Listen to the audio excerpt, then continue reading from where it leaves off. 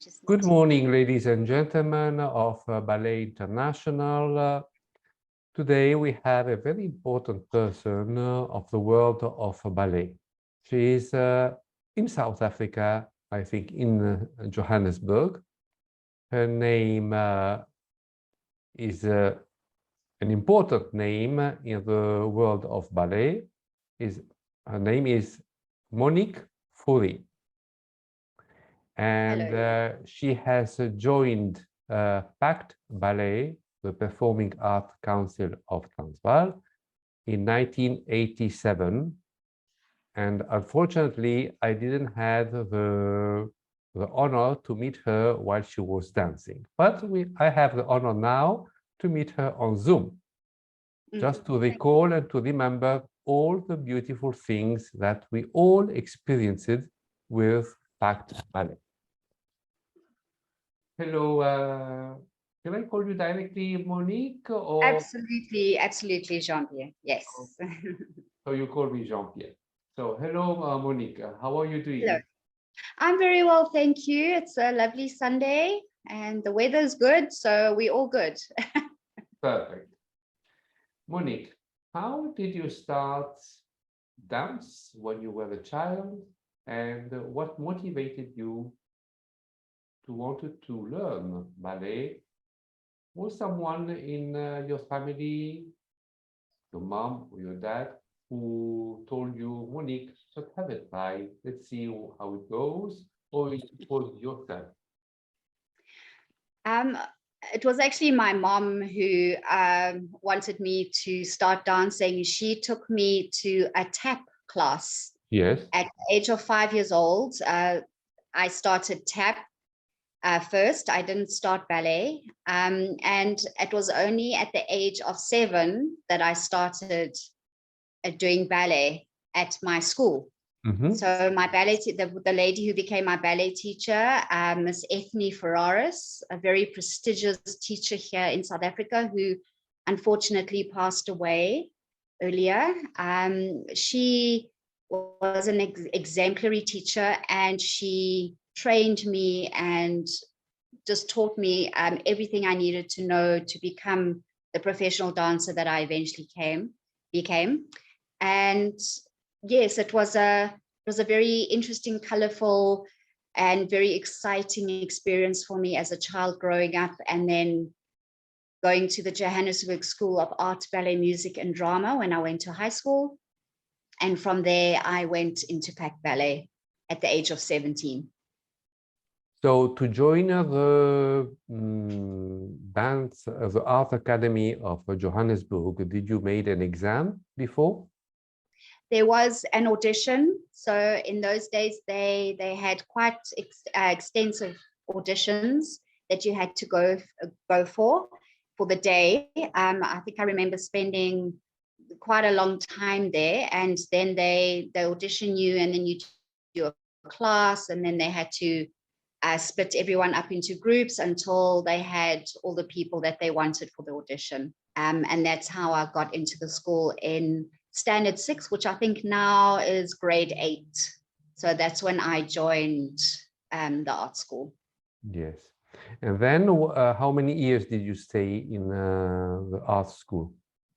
Art school was my entire high school career. So it was from Standard 6, which is now grade 8, to matric, which is grade 12. And then straight from school, I was accepted. I auditioned for PACT that year, in my matric year, and I was accepted by Dawn Weller Racetrick, and I went into the company straight after school. Yes. Was the audition in PACT Ballet quite tough? I think I remember it. It was extremely nerve-wracking. We had to do fouettes and everything that was very challenging for a dancer. And when you're nervous on top of that, to perform to your best, I think for a teenager is very scary. Yeah. But I'm one of those people. I thrive under pressure. I do very well. So I enjoyed the experience very much, even though I was very nervous. Did you do the audition on stage or in the ballet studio? It was in a studio. It was in the studios. Yes, one of the very nice big studios at the State Theatre in Pretoria, when we still had those wonderful facilities that unfortunately. Which one was it? Because they had two ballet studios. There was one next to the canteen. That was the one. That was the one, the very big one. Yes. Because the other one was for the boys' class. They usually use. Yes. Yeah, I remember splitting up. I think at least once a week we had only a ladies and a gentleman class. Yes. And then as an aspirant, which is how I started in the company, we had Nicola Middlemist, who was the ballet mistress, and she used to give us very intensive technical classes, which I treasure to this day because it made me the dancer I became and the teacher I am now, you know, with the mental understanding and capacity for technique and how to actually teach it to a child. Yes. Well, she was a very, she is because she's still alive. Yes. She's a wonderful teacher, ballet teacher. I mean, technically she's very strong, and she's very challenging for the young dancers. You know, Yes. helps very much dancers. Yes, Nicola had an incredible gift to really draw the best out of us technically, and it showed in the corps de ballet. I think PACT Ballet had one of the most excellent corps de ballets in the world. Yes. Under Nikki, she really worked. Look, the rehearsals for the ballets like La Bayadere and Giselle, Swan Lake, all the big corps de ballet ballets, the way that she prepared us and the way she rehearsed us. Yes. If I look at photographs of that time, we were simply outstanding. We were world class. Yes. So we worked very hard, but she knew how to get the best out of everybody. And I think that's what made us so good. Yeah. And beside Nicola Middlemist, did you had other ballet teachers in the company? Well, yes, we had Mr. Bruce Simpson, who I adored. We got on very well. The principal dancer also. Yes, yes. And I loved all his character work. He was simply like Nigel Hanna as well, Mr. Yes. Nigel Hanna. His character work was always outstanding. But he was also an excellent teacher, and he used to give a lot of our company classes, most frequently. Yes. And yeah, it was always such a pleasure working with him. Yes. So there was Nicola Middlemist and Bruce Simpson and Nigel Hanna also. He was teaching, or I can't remember. Forgive me. It was a very long time ago. We're talking nearly 40 years ago now. For me, sure, it's a long time to say that. I can't actually recall other people teaching. I'm sure they did, but I can't at this time actually recall. I mainly remember Nicola and Bruce Simpson teaching us. Yes. What about Dawn Weller-Reistig? Was she teaching also, or she was only artistic director? I think she stepped in mainly in the rehearsals, and she worked mainly with the principals and senior soloists and soloists. I don't recall her coming in often to watch the corps de ballet rehearsals. Yeah. But when the company came together for a ballet, when we finally started bringing all the pieces together and we ended up in the studio and we put the production together, that's when she was most present in all the rehearsals. She was present mostly when you were creating the choreography all together. Yes, it was all together, and we brought everything together. The corps de ballet then joined with the principal dancers and the soloists, and everything was made into one beautiful piece. That is the most difficult part of a ballet, to put all things together. Yes, yes. If I think about all the intricacies of putting something like that together and the coordination and organization, I truly admire all of them for being able to get all of us together and knowing what we're doing and making it a smooth, well-oiled machine. Yes. To present to the public. Yeah, I don't think the public really ever understood all the hard work that went into creating the masterpieces that we put on. But to I this think day. this is a situation that happens a little bit in every opera house, that the Yes, audience is not really aware of a ballet company hard work, of absolutely. how many hours they spent to work and create a ballet. They go Yes, I mean, it there, takes, they go yeah, there, they only see the final mm, result, but they don't yes, know how much work it takes to work. It's just a single 5 minutes piece, like of the Bayadere. yes. Uh, it's really mm, Yes, and also a lot of sweat and sometimes tears, and also you know, the orchestra in back in PACT, when I was in PACT, we still had the absolute privilege of dancing to a live orchestra, yeah, and you know, the amount of time they spent preparing, and the incredible conductors we had as well that had to work with the company to make sure that the tempos were right. And it was just, by the time we put the whole production together, it was the most magical experience yeah, when we arrived on the stage and we had the orchestra and we worked together. yes. So it was an absolute pleasure. And then the performances were beyond magical, you know, with the audience there. We must say that the State Theatre had one of the most beautiful orchestra. Absolutely. Absolutely. I agree 100%. Yes. And also, we mustn't forget that there are people who were on the backstage, like the stage hands and the stage lighting and the costumes. And yes, and our outstanding stage manager, Vanessa Nicolau, Yeah, she ran backstage like the military. She she was so excellent and so precise in everything that she did. And she's another lady that I, to this day, I admire so greatly. And it was again a well-oiled machine happening at the back. Everything was timing and precision, and getting everyone on the stage, you know, making sure the dancers were ready, making sure the crew was where they were supposed to be, you know, the enormous, you know, the props and the everything that had to be rolled on. And it was just I'm really privileged to have had that experience in my life, to have worked with such talented people in their different fields. And the costumes and the costume ladies made us look, of course, magnificent as well.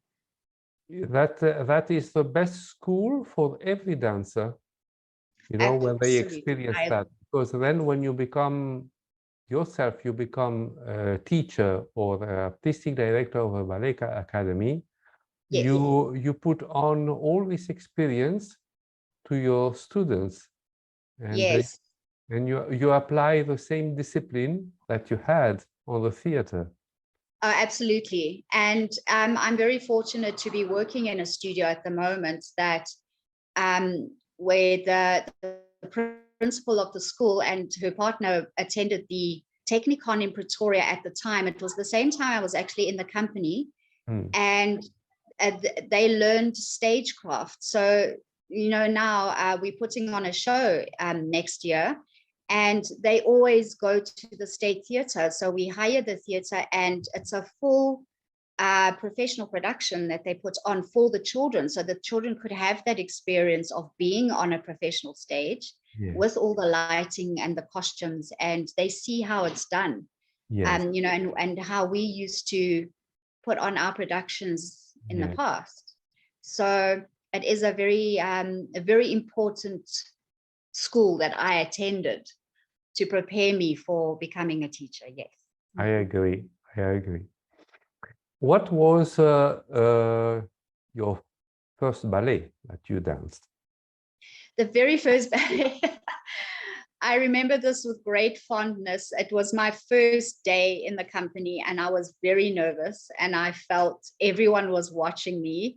And I think all the aspirants felt the same. And we were doing La Fille Macate, Oh, and my very the most magnificent ballet. I love it so much. But the very first thing I ever did in a company was the chicken. I was one of the chickens. And So that is one of the most difficult dance, you know?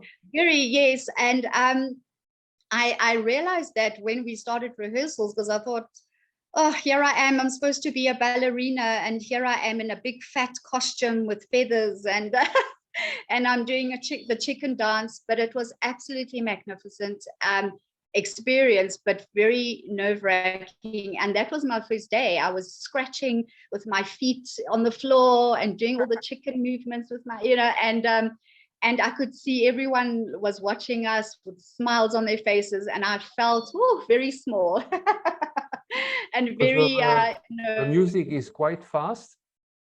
The movements are quite fast in this dance. Yeah, yes. And Yes. and Yeah, absolutely. and but as long as you do it in the ballet studio without costume, you get used to it. But once you wear the costume and you are on stage, yes, it becomes a hell of a great difficulty to do it on stage, because you feel completely alien. Yeah. Well, there were 4 of us, if I recall, 4 chickens, and then we had our rooster. And I remember one of the dancers, Simon Crowther. He was the rooster, and Simon came from the art school as well, so I remember him from art school. And he just made it a very fun experience for all the new dancers that were doing the chickens, and we had an incredible amount of fun on the stage. I actually discovered that it was one of the most memorable and exciting times of my professional dance career, because it was the first thing I did. Yes. It was really exciting. Yes. So once you have finished with the chicken dance, what were you doing? You went on you were changing costumes and doing another dance in the female garden? Yes, I think in the only other thing I did, I was a villager. Yeah. I think, unfortunately, for me, while I was in the company, I was only there for 4 years, and we only did La Fille once. And that was the first time. We did take it on tour to Namibia, but I just remember doing it once. Unfortunately, no, hang on. We might have done it again, but I don't recall doing anything else. I wasn't one of the friends. Yes.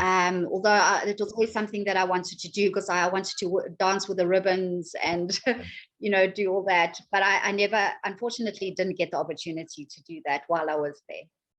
When you joined the PACT Ballet, you were the junior corps or corps de ballet? I was an aspirant for my first year.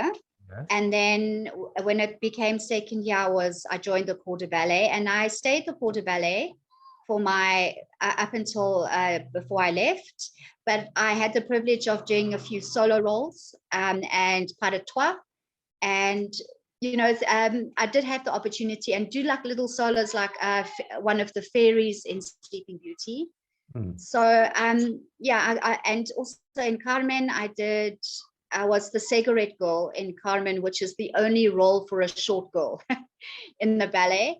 And I had the privilege of doing that part that season. So, and in Don Q, I did Cupid, I did the Little Amore solo, and lots of other corps de ballet parts. And there were ballets where I had the opportunity to shine and show off, because I was a very technical dancer. Yes. I was a very good turner and jumper.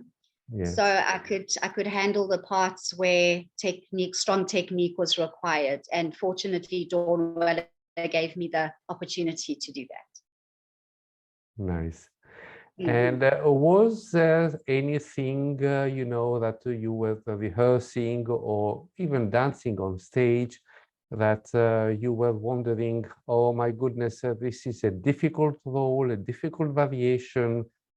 You were a little bit anxious, how I'm going to do it. I'm going to reach the end beautifully. It always happens in a ballet that dancers are a little bit worried about a tiny little part of the ballet. Not everything goes smooth. No, not everything goes smoothly. I'm trying to remember. I think the Cupid, doing Cupid in Don Q in the second act, I think that was for me the most challenging, because it was one of the solos where you are alone on the stage and the corps de ballet surround you, but you're the only person on the stage performing. So you literally have the whole stage to yourself. And that stands out for me. And I think I was the most nervous for that one, for making sure that I did it exactly perfectly and I had all my timing, and that I managed to, that I wouldn't slip or fall, because it's very fast, and you need a lot of strength and you need to be very focused. But I managed to get through it, and I believe Dawn did congratulate me afterwards. So that was an extra special, so to get that little bit from her was really lovely for me. For the dancer, I think it's the most beautiful gift when an artistic director or the ballet teacher or a choreographer comes to you and tell you your variation was very good. You have danced beautifully. Yes, it was a special moment for me. It was. Yeah. Those are very rare words that teachers or choreographers tell you, but when they tell you that, in a company, yes, especially in a company, you have to earn it. Yes. And so you spent 4 years with PACT Ballet. That's correct. And then you decided to leave the company? Yes, I left the company. I didn't dance professionally for about a year, but I kept up my teaching. I kept up my classes and my dancing. And I think I did do a little bit of teaching, but it wasn't something that grabbed me at the time. I wasn't interested. I was focused more on continuing my professional career. And then in 1993, I did the wonderful musical Me and My Girl, which is a West End musical that came to South Africa. And the choreographer of that West End production actually won a Tony Award for it. And I had the incredible new experience of dancing and singing and acting in a musical. Yes. And discovered that this was something that I really loved doing, because it's a different side of yourself that you express. Dancing, you don't speak. So there's a part of you that the audience don't get to know. Yes. But with the acting and the singing, you expose a lot more of yourself. But in a musical, it's in a very fun, light way. But that same year, it was 1993, and I auditioned for that used to be NAPAC down in Natal, and it became the Playhouse Dance Company. I think first it was the Natal Dance Company, and then the year that I was in the company, they ran a campaign to change the name, and it became the Playhouse Dance Company, and I was under Mark Hawkins as the artistic director. And that was another amazing experience for me to work with him. Well, Mark Hawkins is a wonderful artistic director as well. Absolutely. Yes. Yes. I discovered that. And so working in Durban, you have been working in Durban. How was your experience there?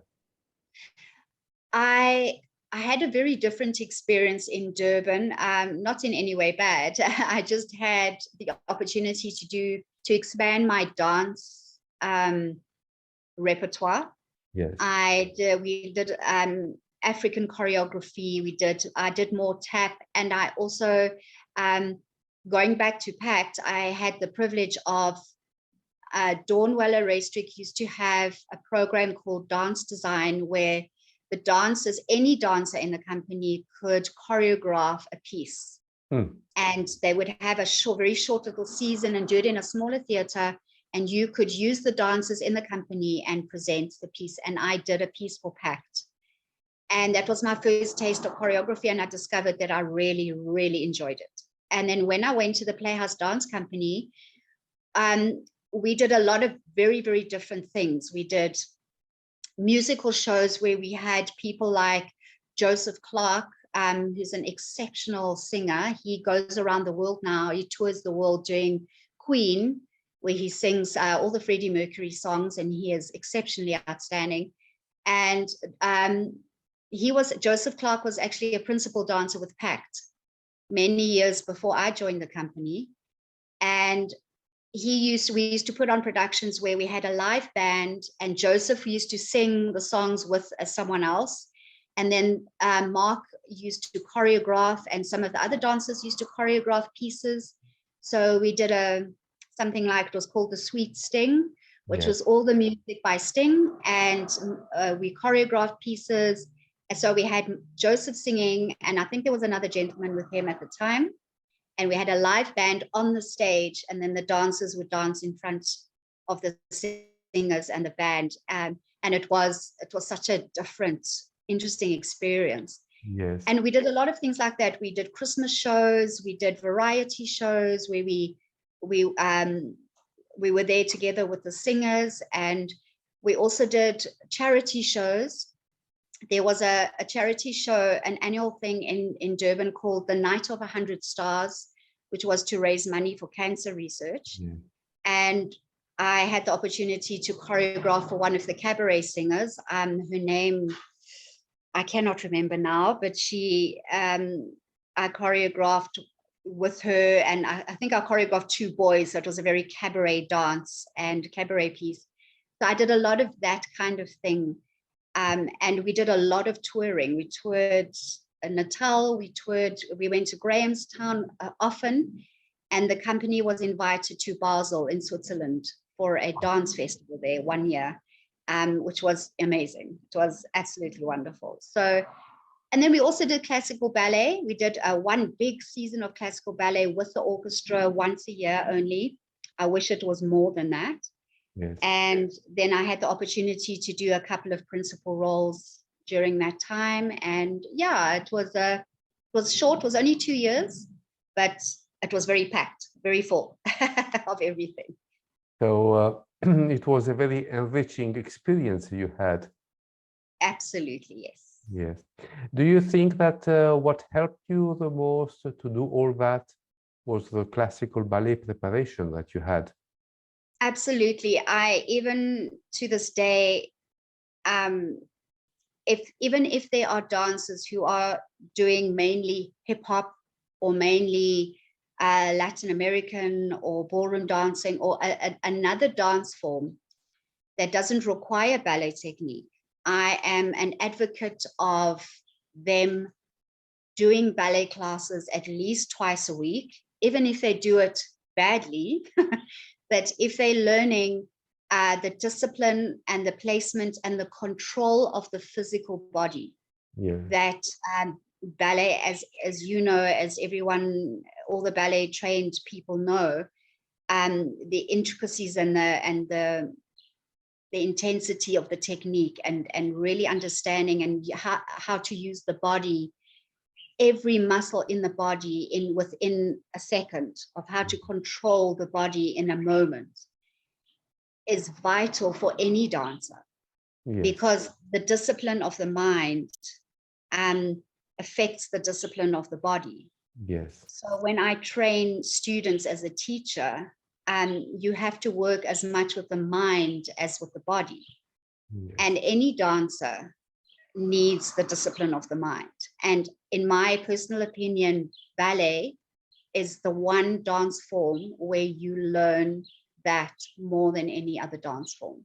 Yes. That is what makes an outstanding contemporary dancer and an outstanding hip hop dancer, because the mind is disciplined. And then with that, the body follows that. Yes. The mind is the energy, the key engine of everything. Absolutely. Absolutely. Of each movement and each control of the body. Yes, because it's the understanding that has to come first, and then the teaching of the body that follows. Yes. Yeah. And do you still continue to do some training for yourself? Yes, I do actually. I do other things as well. I swim. I have, at the moment, I'm busy dealing with an injured ankle. So unfortunately, I can't do my ballet classes anymore, but I still teach. I'm still able to teach and demonstrate a little bit. But if I didn't have the ankle injury, I would be definitely still doing my dance classes. The last thing I did was in when I was 45. I think it's about 8 years ago now. I did. It was like a performance exam that in one of the institutions that's run here in South Africa. It was exhausting. So I know why dancers stopped dancing around 40, maybe even before that. But it was a lot of fun for me just to get back into my body again and do that. But I'm glad I'm very glad that I don't dance anymore. I think it's the physique, the physical body doesn't like it as much anymore. But if I may ask, what was the cause of your ankle accident? Was it ballet or was it just... No, it was just I'm a hiker. I love going hiking. We in the Magaliesberg. I'm quite close to the Magalies here in Johannesburg. It's about an hour to an hour and a half drive, depending where you go. And I'm a member of the Johannesburg Hiking Club with my husband, and we go frequently. And unfortunately, there were a couple of within the same month, I twisted my ankle. So because a dancer has those very flexible ankles, I make sure that I wear my boots so that the boot controls the ankle. But unfortunately, sometimes when I step down, the ankle. Unfortunately, I twisted it, but it took quite a few months for the damage to manifest. And unfortunately, it took a very, very long time for me to get to the point where it is now. And so I'm just unfortunately dealing with, it's very frustrating because as a teacher, I always demonstrate because I still can. I might not have my legs. Yes. I used to have them. And I might not be able to jump as high, but I can still demonstrate. Show the movements. Yes. Well, yes. And I can show, especially the younger students, when you demonstrate how to do a turn for weight placement and where the arms need to be and how the head, it's much easier to demonstrate because children learn through vision, through the visual, more effectively than they do when you're talking to them. So I demonstrate as much as I can. Even with my sore ankle now, I try and do as much as I can without damaging it further. Yes. Well, I'm sure that, like each dancer, we remain dancers, even if you are retired. But I think that all dancers are able to heal and cope with that problem, physical problems, Yes. After a while. Yeah. And you also know how to use your body to help heal it a little bit faster so that you're not hurting it. That all that training is still there. There's a healing sensor in the brain that tells you what to do and not to do. Yes, absolutely. I agree. Yes. And how do your students react when they see you? Let's forget the accident, but how do they react when you teach to them? How do they respond? They do respond very well.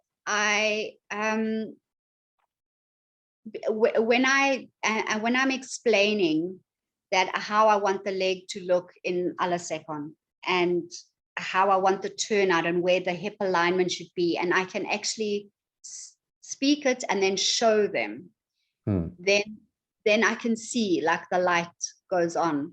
Or if I'm, as I said, I was a very good turner. I had excellent training from my ballet teachers, all my ballet teachers. I also did Giacchetti, and I also had an excellent understanding modern teacher. And at art school, we had excellent teachers there as well. And my strength was I was a very good turner. So my understanding of how to apply, you make the body do what you need it to do, And I demonstrate it, you know, they all go, oh, wow, you know, and then, but when they reach the point that they can do it as well, Yes. then their excitement, it gives me great pleasure, because then I know that because they've seen it and they know it's possible, because a lot of times children, especially when they're struggling with the pirouettes, when they see you do it, they understand that it's possible. Yes. And then when you help them achieve, even if it's a single, it just is nice, clean, controlled, and they do it beautifully, then they are inspired to work harder. Yes. So it's a privilege for me to be able to demonstrate and show them. And I do get very good, I get a quicker response from them, and I get a more inspired, encouraged response from them to try. So they try harder because they know it's possible. So you are the teacher of LAD? Yes, I train, yes. So I'm a registered RAD teacher. Yes. And I prepare the students for exams, but I mostly what I enjoy doing is open classes for technique and point work. And excuse me, I just bumped the computer. But I enjoy the choreography as well. So within the choreography, I help train the technique as well for them. Yeah, so I enjoy that a little bit more. I'm not crazy about the exam work. I think I'm a creative person, so I need to be creating all the time. And my relationship with the children is a lot stronger and a lot better when I'm choreographing, and we can work on technique within the purview of the choreography. Yes. Like how to do it, how to execute a difficult step in the choreography, and then we work on the technique with that. Yes. Yeah. I see that you are a very good technician of what you are saying. Have you been teaching in other cities of South Africa besides Johannesburg? No, I'm based in Johannesburg. I have done a couple of seminars around the country where I have been invited to do seminars. I do a lot of adjudicating and around the country. I love doing that, but that isn't really teaching. But I do get the opportunity to, in reports, just offer some objective advice and encourage them to improve their technique. So it's a nice platform for me to help in very short little snippets, as it were, you know, as well. Yes. And have you danced or taught in outside South Africa, in other countries? I did once when I was still dancing professionally and I was more freelancing. I was in Free Flight Dance Company under Adele Blank, the incomparable Adele Blank. She is still to this day teaching, and she's wonderful. Yes. And also an incredible technician. Yes. So while I was in the company, I think I just left the company. Adele was looking at moving Free Flight down to Cape Town. And I had started teaching because I just needed to start making more money to live, because in South Africa, you have to have a job, steady job to pay the bills and to put food on the table. I took the opportunity to go to the UK and to audition for Birmingham Royal Ballet. And at the time, the beautiful Letitia Muller was still principal dancer at the company. So I bumped into her there, and we had a quick catch up. And I joined the company for a couple of classes that's how you audition overseas. You just go and you ask permission to come and do class.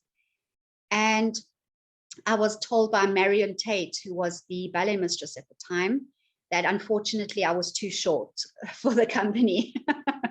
At that time, she said, because I remember when Birmingham Royal Ballet came to South Africa for a season, they toured, and there were a lot of short girls in the company. Yes.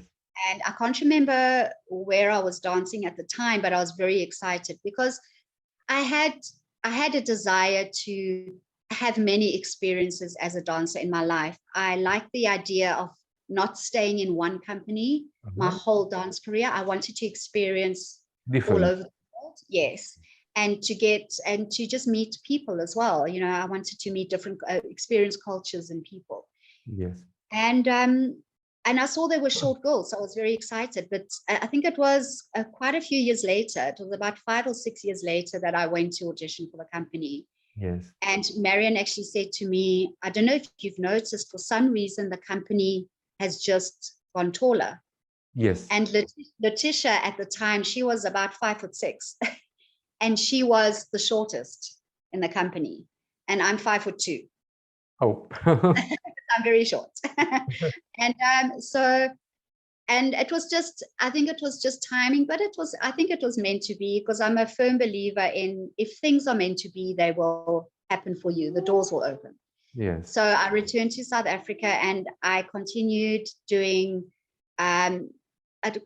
dancing as a professional dancer, but more freelance, doing a lot of corporate work. Adele Blank did a lot of corporate work with Free Flight. We did a couple of seasons, but we did a lot of corporate stuff where that's where you earned your money.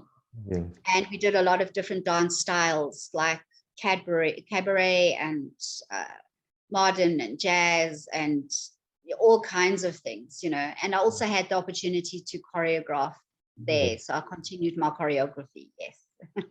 So I can imagine that if you were dancing in a Balanchine ballet company, everybody was looking at you like, saying, "Oh, who is that small one?" Oh yes, interestingly enough, when I was in PACT, and we had the incredible privilege of doing quite a few Balanchine pieces. We did Who Cares? Yes. We did Theme and Variations, Ballet Imperial, Rubies. Forgive me, people watching who know me, if I've forgotten anything. But the only roles that I got was just the corps de ballet in Theme and Variations and in Ballet Imperial. And I'd managed, the second time we did Who Cares, there are 10 girls in Who Cares, and Dawn used short girls in that. But unfortunately, just as we were about to do the performance, the season, we lost the license for putting it on, and we went into mild panic, and we had to prepare something else for the audience. And unfortunately, I lost my opportunity to perform, and I was very, very upset with that, because Who Cares for me is just, it's anyone who knows how I dance, it is exactly who I am as a dancer, my personality and my style and everything. I'm very much the jazzy type of person. Yes. Yes, I've never been a classical dancer. Yes. So and those were my strengths. My strengths were the fast, technical, a lot of acting, you know, and that is why I'm sure you're going to get there. That's why I went into acting. So eventually later on, yes.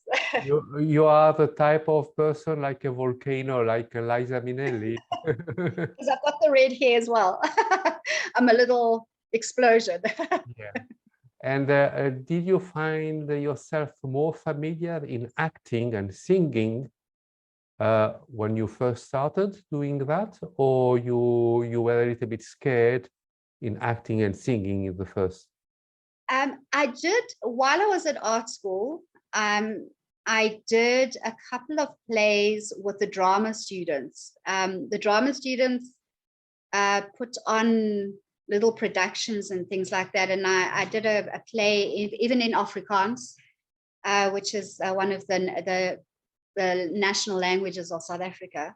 And I was raised bilingual, so I could speak English and Afrikaans. And I did a couple of things like that. And then as a dancer, I preferred the acting parts.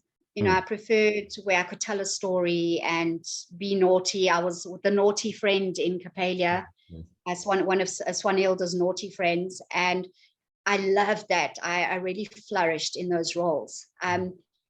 So acting for me, I felt very natural doing it. I felt very natural being on stage. For me, I was never nervous on stage.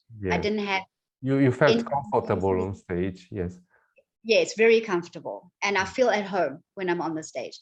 So acting, I was a little more nervous for acting because you expose a lot more of yourself.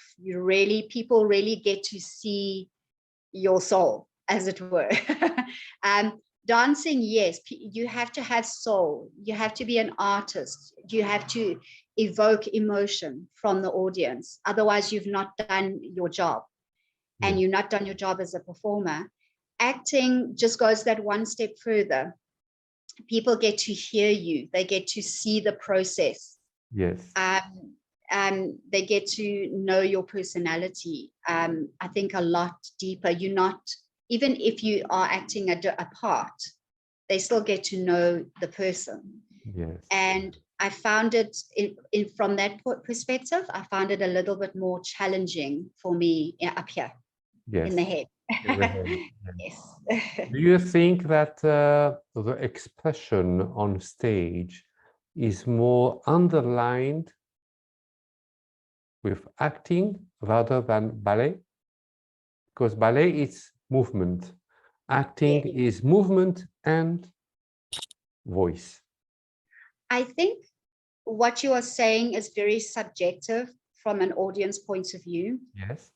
As an observer of a dancer on the stage, I am more attracted to a dancer who's a brilliant actress. Yes. Dawn Weller-Raystrick was known for her acting ability. Yeah.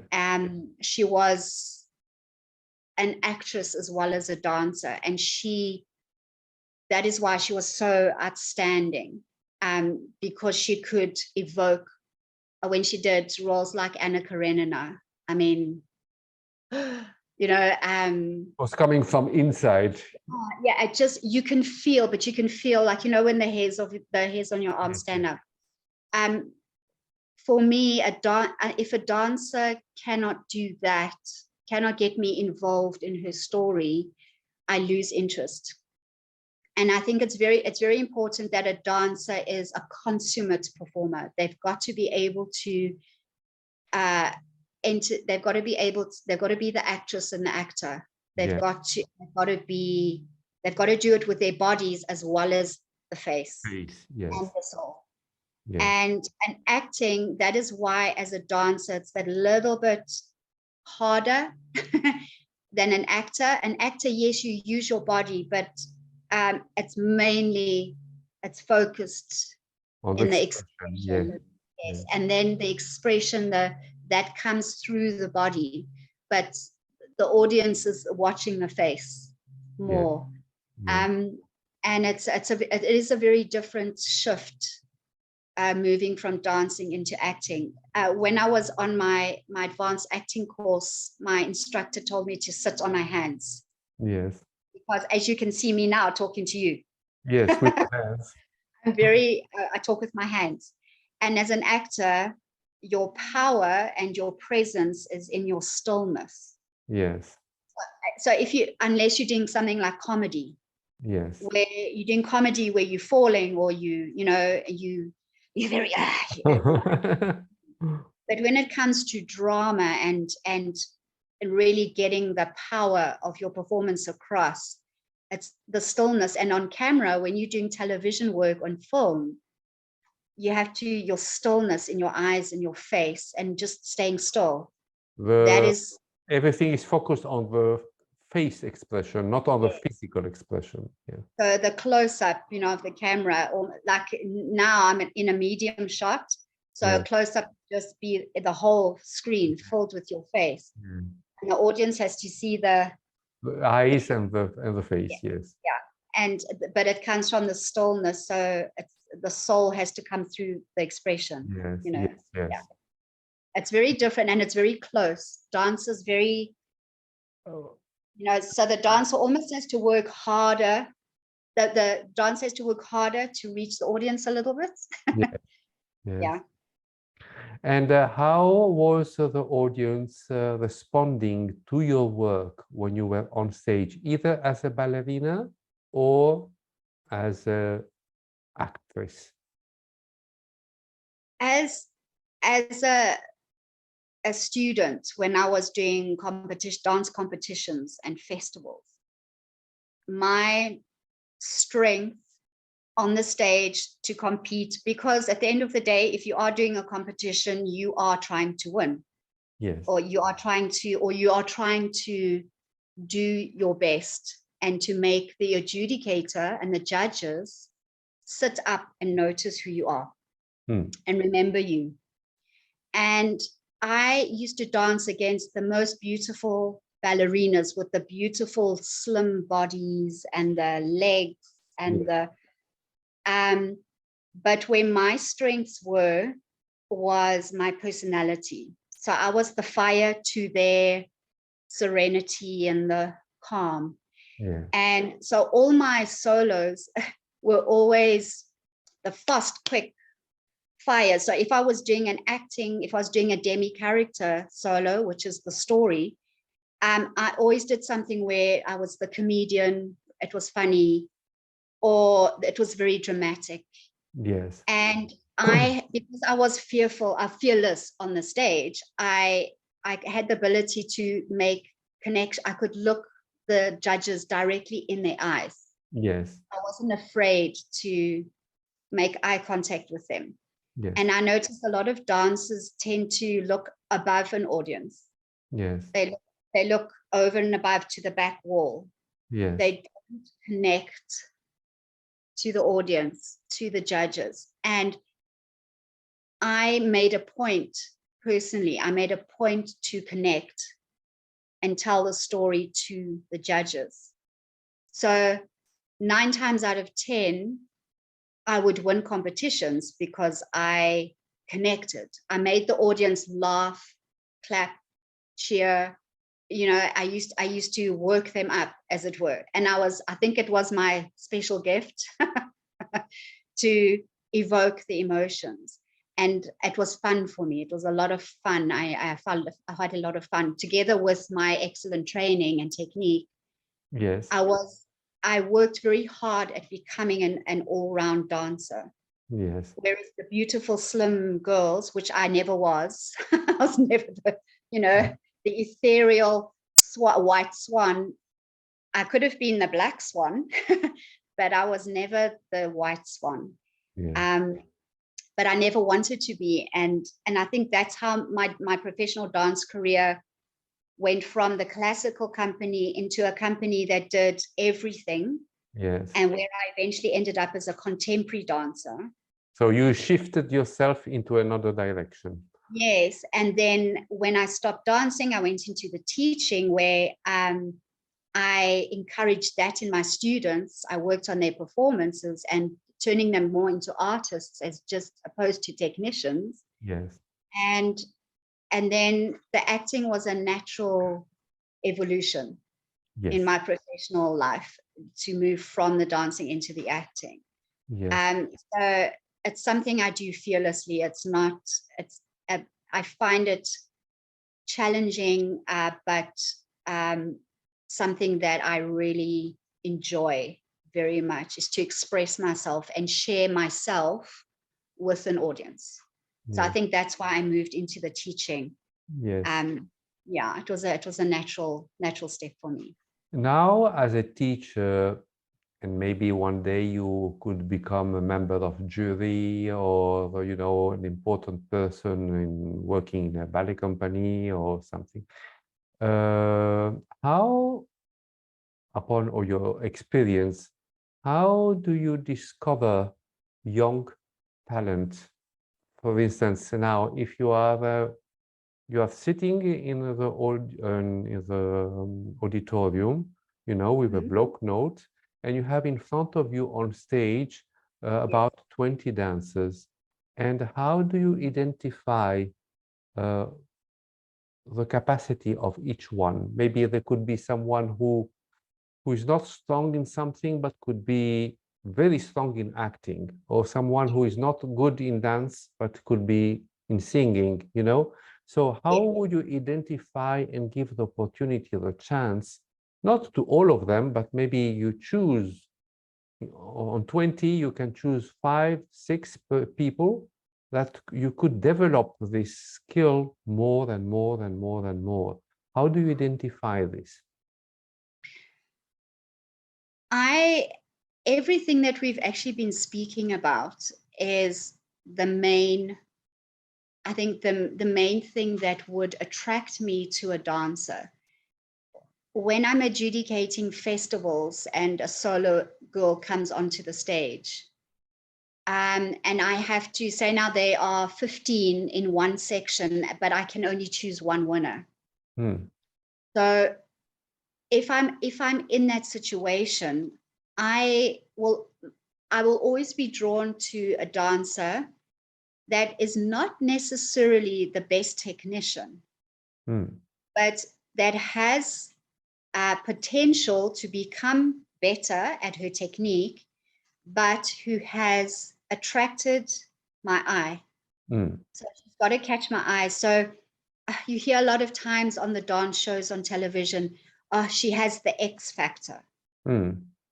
So the definition of the X factor for me is a performer who is an artist, who understands their that they need to be attractive on the stage through their performance, their technique, and the way that they conduct themselves. So the way that their personalities come across, I think it is their personality, if we had to sum it up. Yes. Their personality must appeal to me immediately. Yes. That's what makes dancers stand out. So again, it's the dancer that perhaps isn't fearful to make eye contact with me as a judge. Yes. So if I'm sitting in the audience and I feel invested in the performance, and I feel drawn emotionally to that dancer. Yes, it doesn't matter if their technique isn't 100% the way I would maybe like it, but that is the one that that is the thing that would draw me and make me select someone for a company. Because in a company you can, yes, of course, it depends what company it is. If it's a classical ballet company, the technique has to be, you know, you can't, once they leave the school environment, they can't come into a company and still need training on basic technique. It's got to be there. I'm just saying you can hone and shape a dancer depending on what kind of company they're in to fit into the structure and the look of the company and what is required for the company. A dancer has to they have to be an artist. Artistry. And unfortunately, a lot of competitions nowadays, I'm sure you agree, where everything is about all the tricks that they can do. Kick the leg, do flips, do gymnastic moves, but there's no dancing, there's no art form, there's no artistry. And I lose interest. Yes, they're magnificent to watch what they can do with their bodies, but I'm bored. I get bored watching them because there's no it's too much acrobatic instead of art. You know, like if you watch the magnificent dancers, like at the moment, Zakharova is one of Svetlana Zakharova. Please forgive me if I'm pronouncing her name incorrectly. Marianela Nunez from the Royal Ballet. I love Natalia Osipova. Her personality and character for me is just, never mind that she can fly. I used to be able to fly at one stage as well. But also the Russian dancers who have, like if you watch the Vaganova videos and these dancers with the legs, like, you know, and the extensions, but never when they go onto the stage and they are doing a traditional classical ballet, like a Giselle or a Swan Lake, you never see the tricks Mm. You never see them showing off the legs wrapped around the head and showing the leaps that are over 180. Yeah. Their leaps are exquisitely in line. Their legs, yes, sometimes Oops.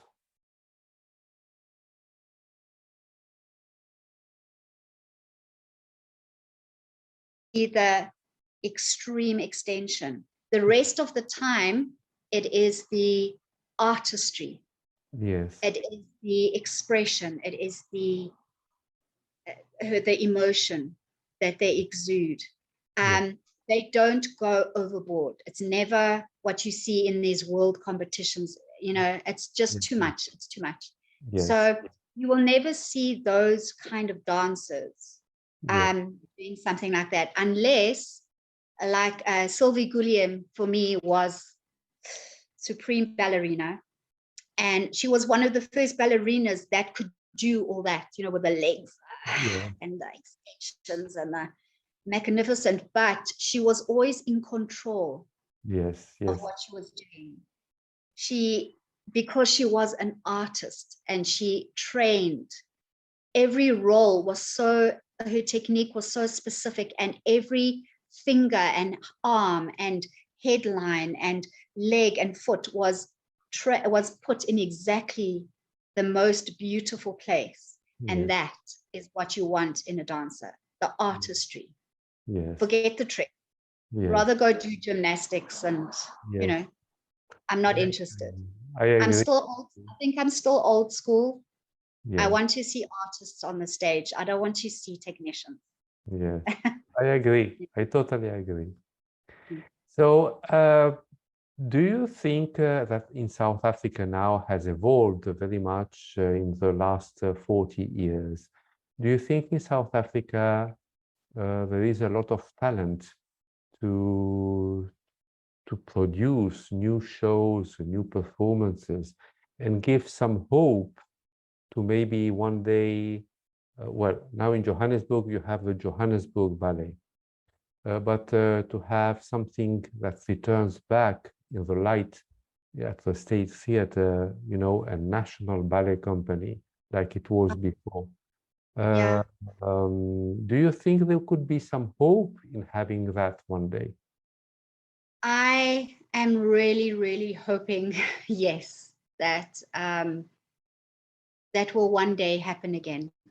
A lot of the dancers that were in PACT that I still have that I still see and have connection with, we do refer to those years in PACT as the glory years. We miss the days when performing arts in South Africa was considered something that was extremely precious, and artists were considered to be very special people Yes. and very precious. And they were held in high regard by the government and held in high regard by ruling bodies and organizations. Yes. And I really, it is extremely sad. Mm. South Africa's talent is phenomenal. You will hear of children that are dancing now, teenagers, that the only place where they can truly show much of themselves and all of themselves is to go overseas and either do these competitions that no one is crazy about. If you had to listen to the teachers that are teaching today, because they can't do it in here. There are competitions here. I'm not saying there aren't. There are outstanding festivals that happen and festivals that happen in South Africa, in Cape Town and in Johannesburg. I do one called the Pretoria Eisteddfod, that try their hardest to get the best dancers in Johannesburg and Pretoria there, and they're managing, but it's very small. Mm. When I was dancing in festivals and competitions, we used to have the sections that you were in, 30 children in one section. Now you have 5. Yes. And because as a dancer in my time, you had somewhere that you could go. Yes. You were aiming to join PACT. You were aiming to join KPAB. You were aiming to join NAPAC. There were companies where you could go. Yes. Now there's nothing really. Yes, Joburg Ballet are hanging on. Yeah. Cape Town City Ballet are hanging on. Because they've got CEOs who are working very hard to Yes. keep the dancing going there. Yes. That's only 2 places in the entire country. Which is too And little. Yes. too little. And there are the amount of talent that this country produces is mind-blowing. Yes. But it doesn't get seen. People, the public don't see them because there's no way for them to perform. There's no way for them to show the talent that this country has. Yes, but there is one thing that I don't understand. When PACT Ballet was created, it was financed by the friends of ballet, by people who were well off and decided to create and to finance this ballet company. So it was on a private scale ballet company. When I was in PACT, Jean-Pierre, I don't know if you remember this. I remember only knowing that it was the government, that because we would get our salary every year, and I could be speaking I could be uneducated in that, or just completely unaware. But I always thought that PACT, because it was the Pretoria Arts Council of the Transvaal and Cape, and NAPAC, the Natal Performing Arts. Yes. I always thought they were government sponsored. Financing. Yes. Yes. So it was basically your job in a government organization. So But that's how I there understood be- it. Yes. Would there be a way to find a key, to convince the South African government now to finance again a new company in Pretoria at the State Theatre, or using the State Theatre theatre? See me shaking my head. The way things are in this country at the moment, it's a big no. No. There are too many other things that are just in the way. Yes. There are too many people in the government who consider performing arts nonsense and who consider the performing arts unimportant. Yes. When there are things happening like being part of the acting industry at the moment and knowing the people in the industry, the only way that they can put on productions is getting private sponsorship. Yes. There is the national lottery. The National Arts Council exists, but it's a little pathetic. and I'm being blunt. Yes. But the National Lottery does have allocations of funds to performing arts. Yes. And there have been people in the past, I'm not quite sure if there are people at the moment, but there have been people in the past in the government that have made an effort to give money towards the ballet companies. I know Joburg Ballet has had a lot of support and help from that area before. I have no idea at the moment where they stand, because I'm not really involved with the company anymore. But in Cape Town, I believe there is a lot of private support, and I'm sure for Joburg Ballet as well. But the majority of it, I think it's mainly through things like the National Lottery, where certain funds get allocated to the arts. But private productions like plays, putting on plays, and the smaller companies, there are people in Cape Town who put on ballet productions, and they do co-productions. At the moment, there's a show happening where there are dancers from Joburg Ballet and Cape Town and the Cape Town City Ballet that join together, and they do a separate private show, and then they travel around the country, like they're going to Durban at the moment. But that is privately funded. Yes. It's privately sponsored. It's applying. You always have to apply for sponsorship. If there is a government body, you apply, and then you might not get it. Yes. Overseas, it is so, it's just so much available and so many different avenues that you can take, including the government, who Yes. looks at the art, looks at performing arts as something that is vital to the culture of the country. Yes. And the dancers and the performing artists and the musicians and the actors and the singers and everybody is respected, and they are looked upon as a precious commodity. Yes. Not in South Africa, unfortunately. It used to be like that. But in all my years, you know, and I'm also old enough now to not really care what I say. But unfortunately, performing artists are not seen as anywhere near precious and respected. Yes. You know, enough. Definitely not. And it's very, very sad. But I think if you had to speak to some people, there's always hope, Jean-Pierre. You know, there's always hope that Always hope.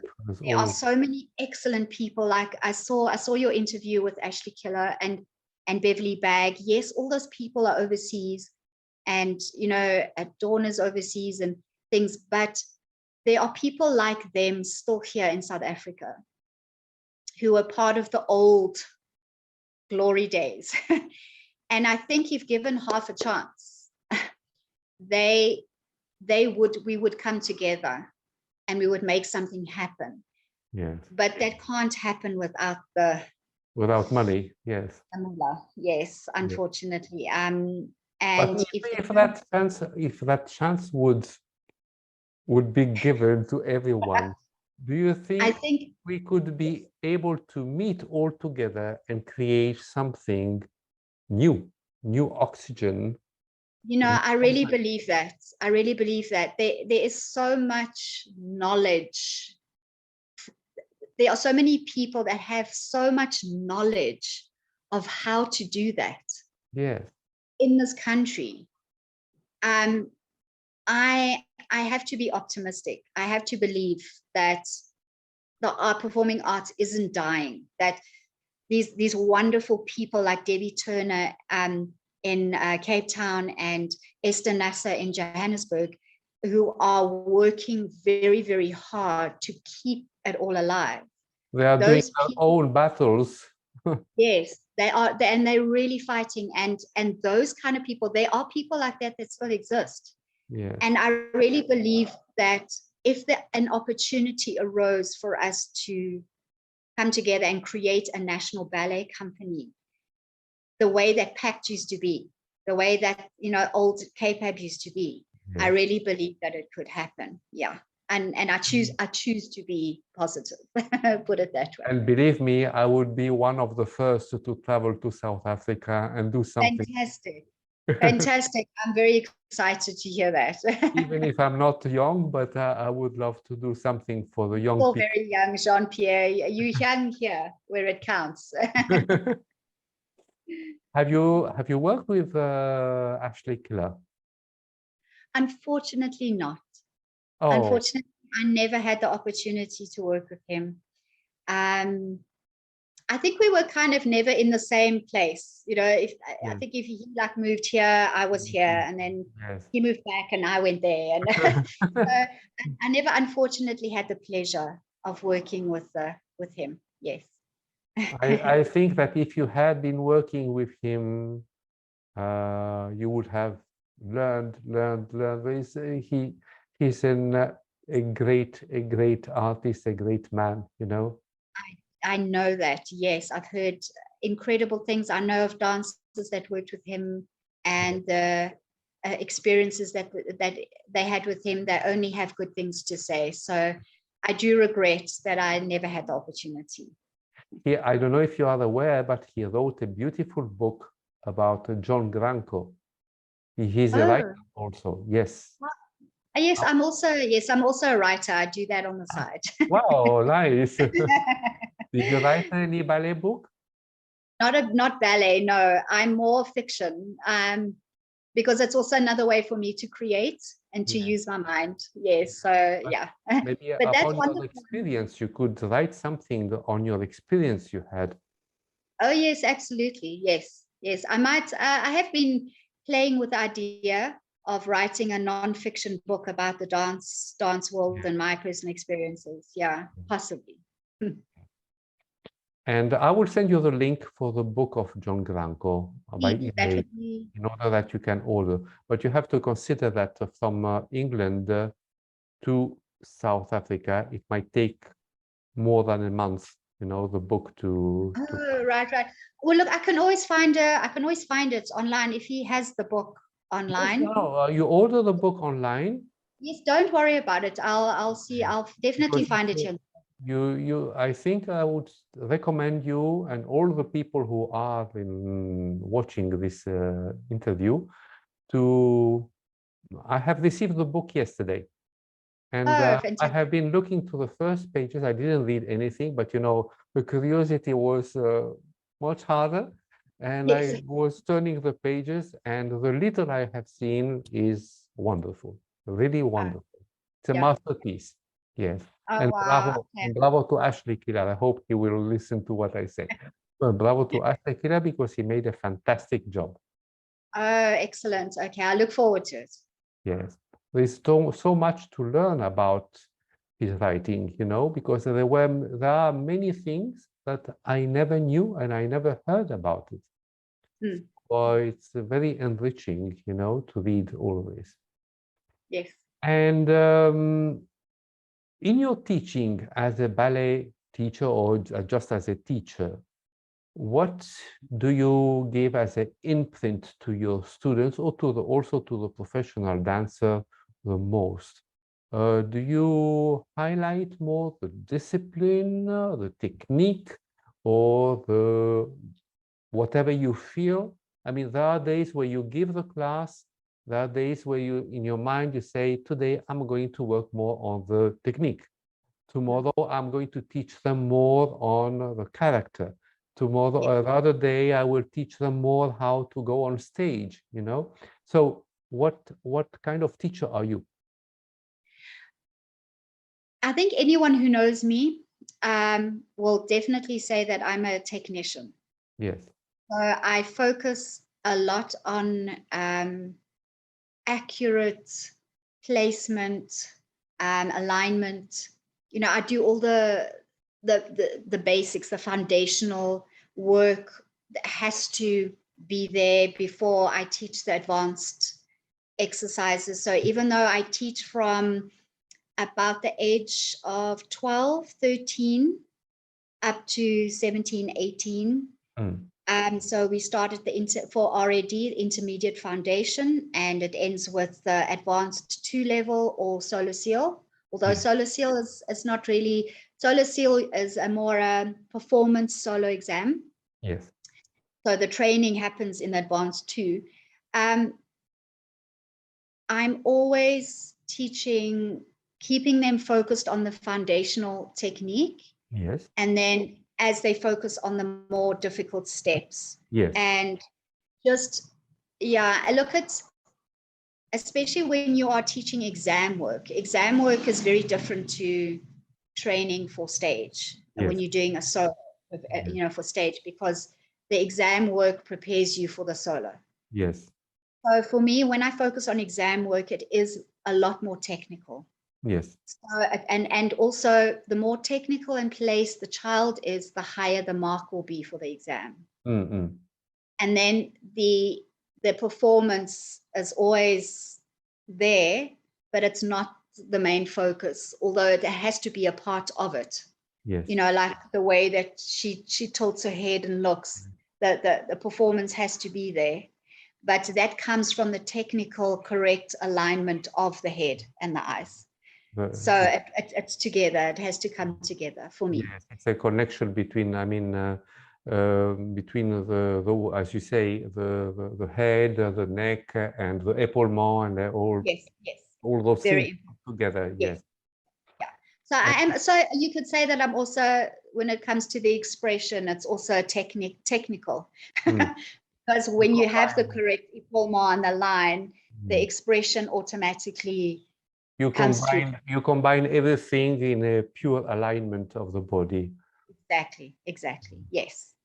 What is your reaction when, for instance, as a teacher, when you see it happens with many students, you know, that on 20 students, you may have 2 or 3 who are very shy.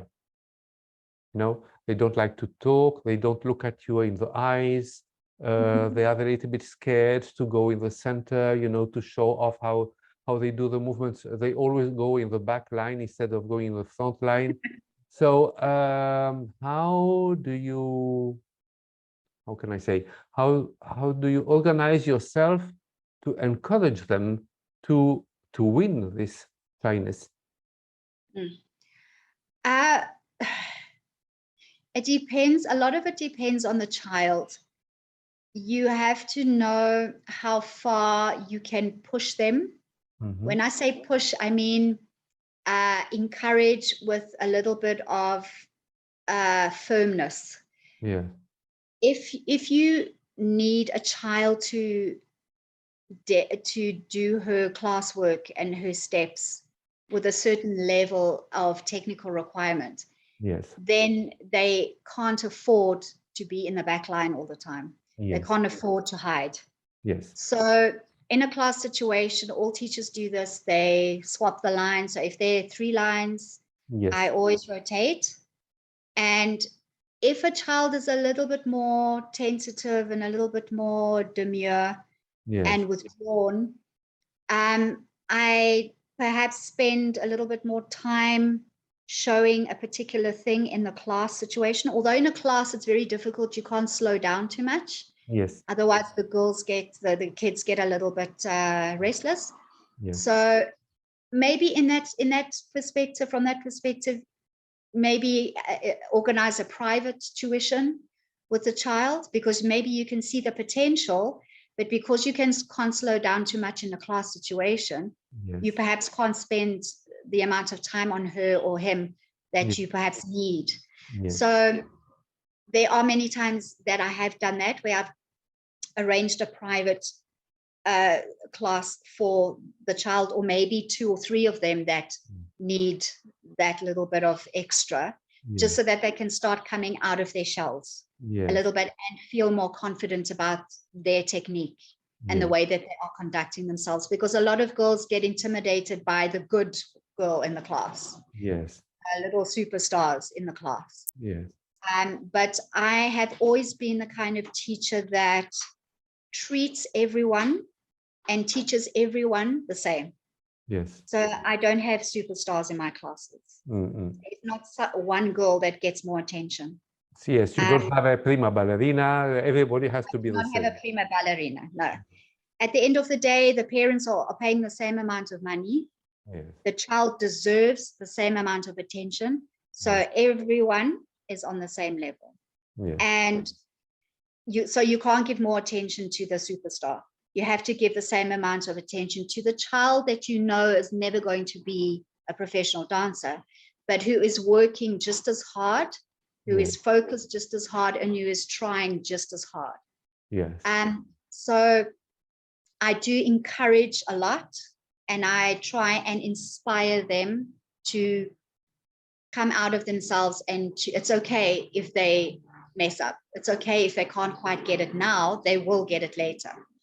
And you have to be that constantly for those children, and maybe spend a little bit more have a little bit more emotional investment in them than the child who's already doing everything that you need them to do.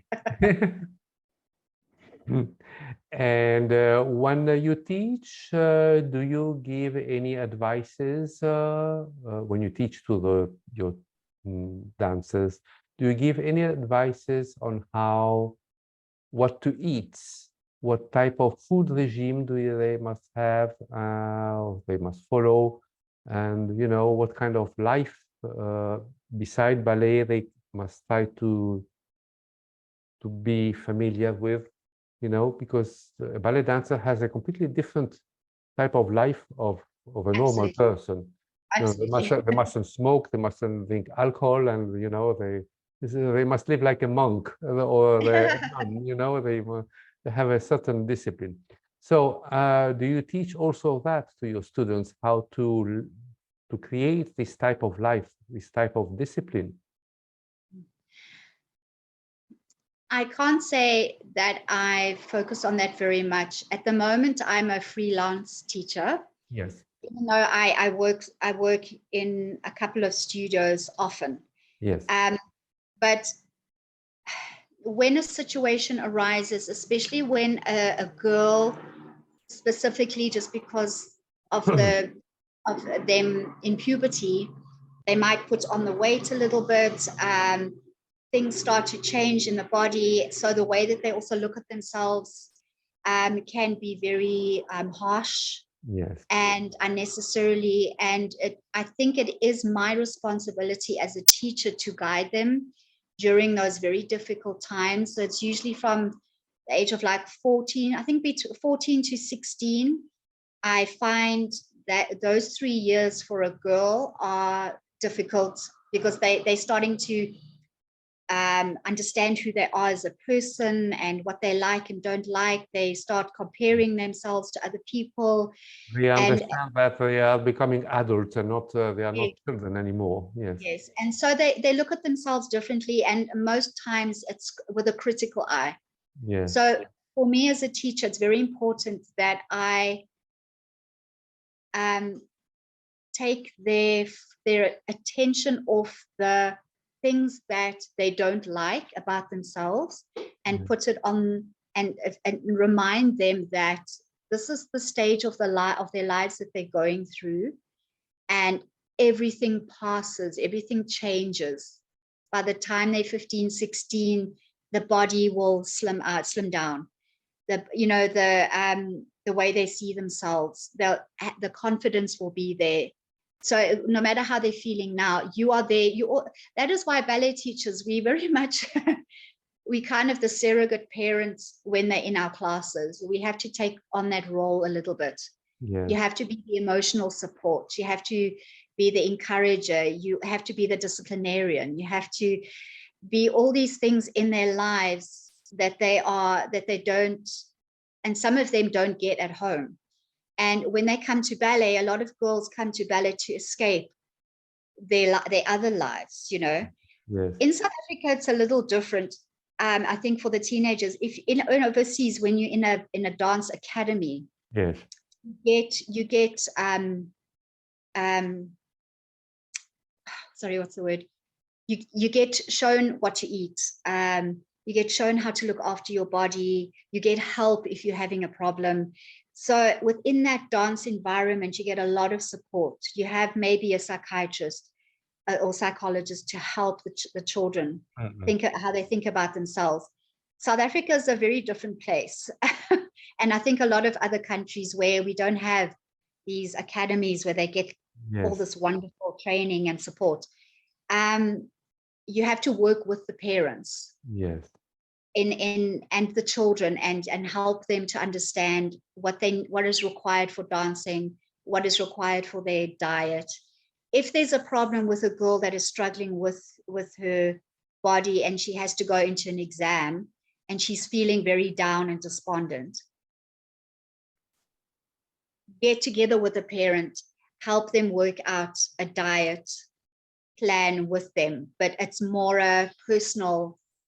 You have to do it with the child and with the parent.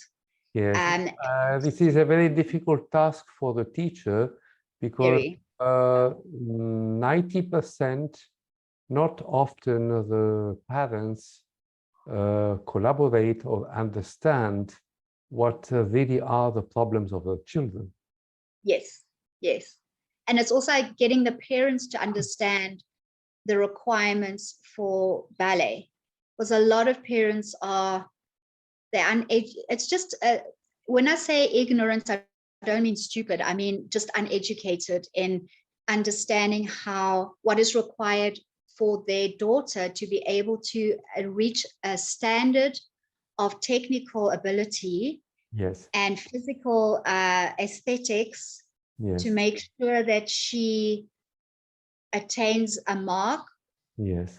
for an exam or a mark for the stage. Yes. And many times we do battle a little bit with the parents Yes. and get them to understand that, because they don't, a lot of times girls go home and they're in tears, and then we get the phone call from the mother, why is my child crying?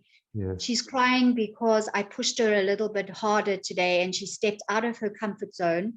Yes. And I pushed her a little harder and she maybe wasn't able to deal with it. Yes. It's okay. She'll be okay. You know, it's just like, this is what it takes. It's just, remember, dance is a discipline. And sometimes as a teacher, I have to be firm. Yes. Because I understand what is required. You don't understand what is required. So sometimes there's a little bit of, oh, with the chit-chat. and the child is in between. In between. The child is like, the child is getting it from the parents, and that's where it becomes very difficult for the child. Yes. So it's Yes. very important that the parent and teacher come to an understanding, so Go that the together on child, the same line. Yes. so that the child is not torn, you Yes. know. Between one or It's the other. Yes. Yeah, it's very important. And how is your opinion about the male dancing in South Africa? How is the technique for the male dancing? Are they strong enough, or referring to 40 years back, is something has improved or has impoverished after 40 years? Let's put it this way, Jean-Pierre. South Africa is still in that whole mentality. When I talk about the general public, Yes. we're a very sport-orientated nation where boys play sport in school. They have to play sport in school. It is compulsory. Doesn't matter if you're a dancer. You still have to play sport in order for them to be in the school. So that whole, the mentality of the parents, the generations that have come before, are still in that whole, you have to be a man, you have to be tough, you have to present a certain person to the world. Yeah. And where ballet still is considered, it still has that stigma of being effeminate. Men, if you do ballet, you are immediately seen as not tough and strong. Yeah. Well, they are not. They don't look masculine to the audience. Yes, they have to be more. But saying that, okay, for the last couple of decades, there have been, especially in Johannesburg, I'm speaking specifically of Johannesburg because I teach here, there have been these little sparks of talent that have popped up, of boys that have been trained by excellent teachers. And one of my teachers, my main teacher, RAD teacher, Monique Fourie, she was known for training male dancers. She trained principal dancer Kimberly Berg. She trained principal dancer Ian MacDonald. And she trained male dancers that went on to do really well overseas. Well, Ian MacDonald is the artistic director of Johannesburg Ballet. Yes. So they both danced, both Kim and Ian danced with Ethne.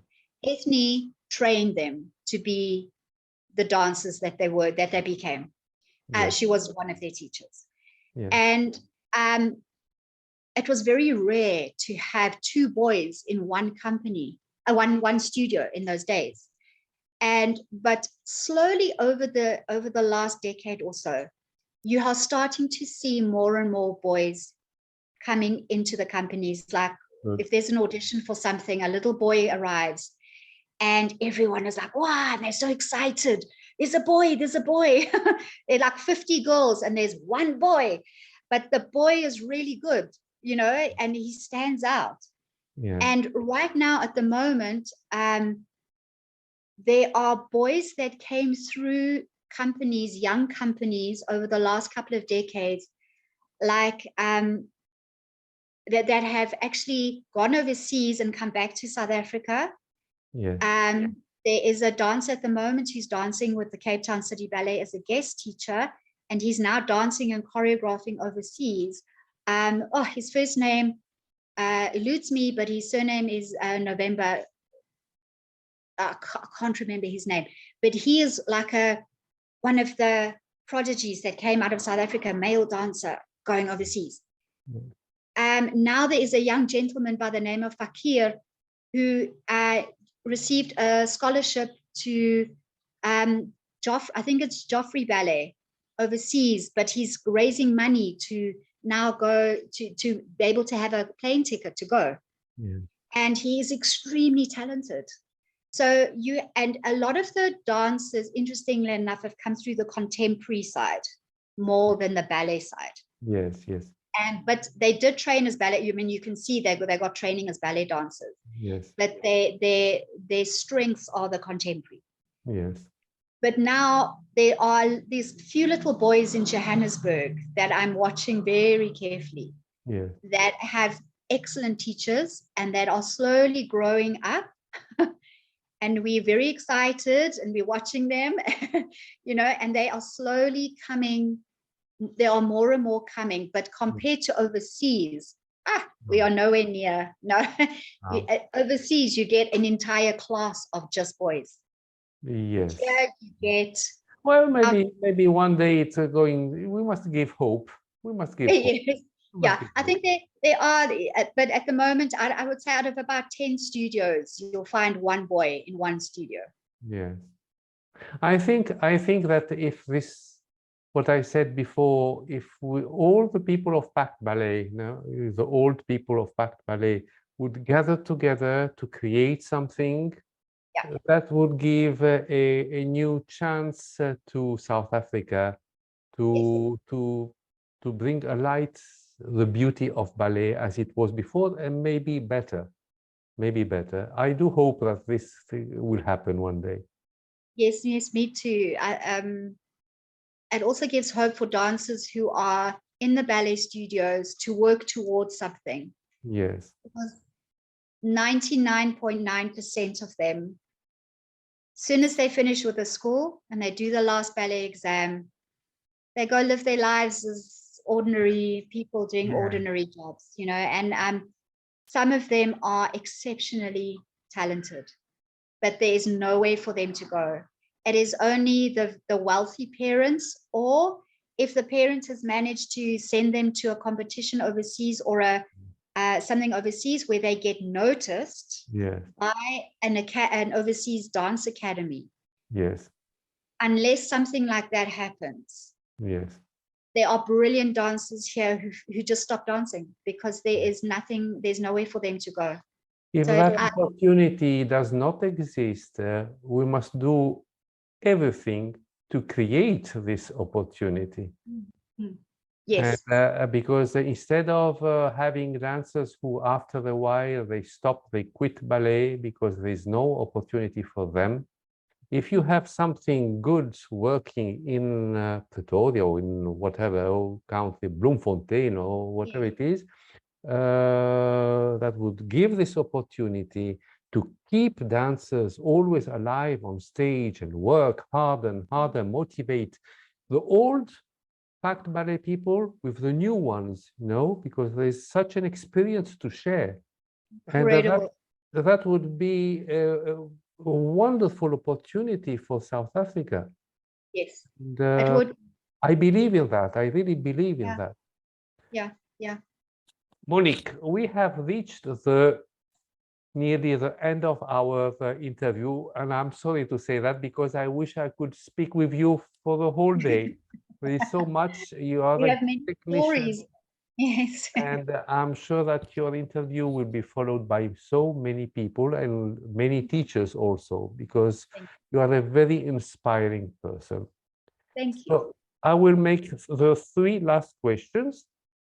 What is your wish that you would like to express to the young dancers of today, not only in South Africa, but everywhere in the world?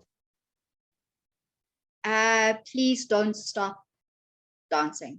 Don't stop performing. Even if you turn 80 years old, you must still be dancing. And always listen to your heart. Always listen to your heart. Always be guided by your heart, not your head. Make sure the head is not involved in making decisions about your dreams and where you want to go. And because the head argues and listens too much to other people, you must follow your heart and listen to, if you want to go here, you want to go there, you want to try something that's never been done before, please listen to your heart and do that thing.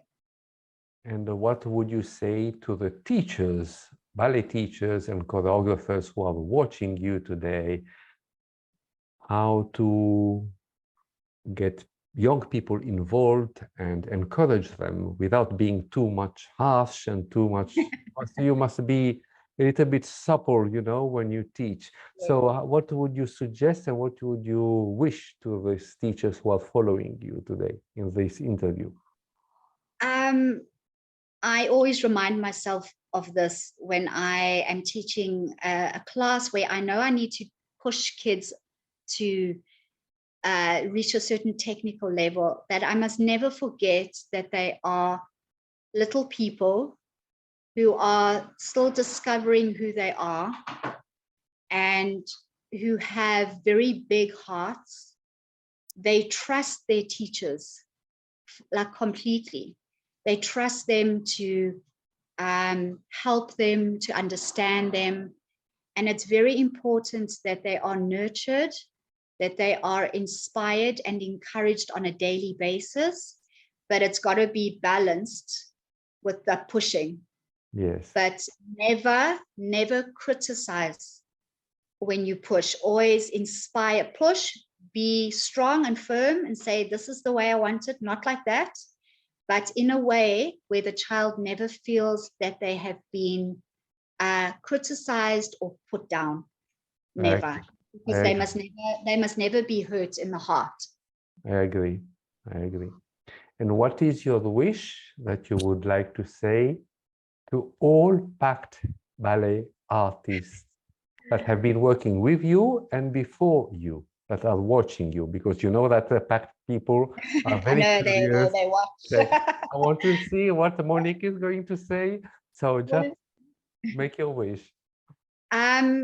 I have had the most incredible experience in my young life as a professional for the very first time, working with the people that I worked with, and they know who I'm speaking of. And the amount of things I learned from them, watching them, and their unique talents and abilities, and their and then from Dawn, from Nikki, from Bruce, the people who molded us and turned us into this exceptional company, world standard company. I will forever be grateful, and I've never forgotten anything I've learned from the performers and from the teachers and the choreographers. Oh, we had the most magnificent choreographers come in, and that is something that will never be forgotten. And yes, it is part of who I am, you know. It's something that I will always keep with me, and they were very special people to me.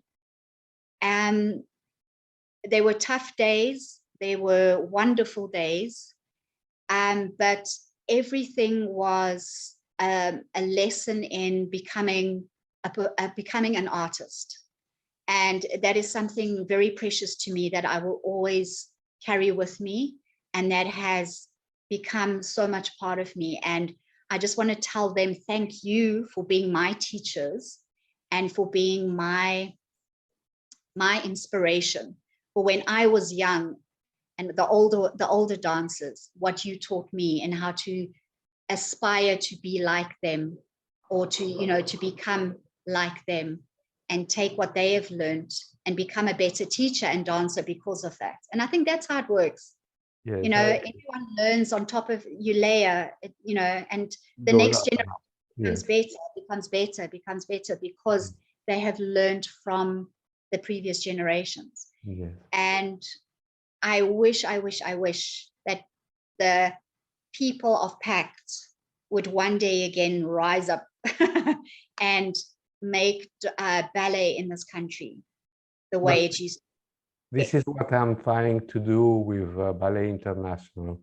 I'm Yeah. trying to get all ex-PACT ballet people involved into creating something again for South Africa. That's wonderful, Jean-Pierre. You have my 100% support for everything you're doing. You're a very special, kind, generous man. And I just want people to hear me say that, because I think you really are. You love your ballet, you love the dance community, and it just comes through everything you say. So I just want to appreciate you and say thank you also for being an inspiration for me as well, just to keep going. So thank you. I really wish to thank you for the kind words that you have said. Yeah. And what is your last wish? This is the last question. What is your last wish that you would like to express to the members of Ballet International, the one who are in the group and eventually the one who are not in the group yet, but maybe one day they will join? Please keep supporting the arts, keep supporting the dancers, and also other performing artists. You know, we need to support each other in this incredible gift and talent that we've been given. We've been blessed with a very special thing, magical thing. And we have all expressed and performed our responsibilities to the world. Yes. To be dancers and performers and inspire and encourage our audiences. But now we are the audiences. So we need to continue to inspire the dancers that are out there in the world now and the dancers that are going to come up in the world. Because with our support, the performing arts will always be alive. It will always be there. It will always be strong. It will always continue. So we need to, that is what we need to do. That is my wish. Yes. I think in ballet there is a lot of magic also, because to create this magic atmosphere, absolutely, we have to develop this magic. It's not only, yes, interviews are important, but we have to get involved into this magic atmosphere and to create that.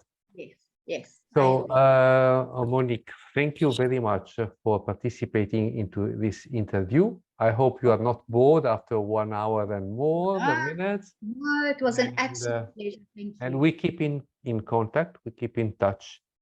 And absolutely. Do you give me the permission to upload your interview on YouTube and on Facebook? Yes, I do. I do. Okay. So thank you again, Monique. I repeat, Fourie, Monique Fourie. Fourie in the dance world, yes. In the dance world. So thank you again. Mille merci in French. I know that Monique is a little bit French. And, and I hope one day we are going to meet all together again. I trust this idea. Well, if ever I'm that side of in your world or you come to my world, absolutely, we will definitely meet up. Okay, so you stay online 1 minute, and ladies and gentlemen of Ballet International, and for the audience who is outside Ballet International, I wish to thank you for watching this wonderful interview of Monique Fourie, and which she is a great technician, and she gave really the best answers that I ever heard in my life as a teacher, because she has a great experience as a teacher. And her experience that she had is thanks to all the teachers she had in PACT Ballet. Okay. So thank you, everyone. Thank you, Monique. Thank you. You stay online.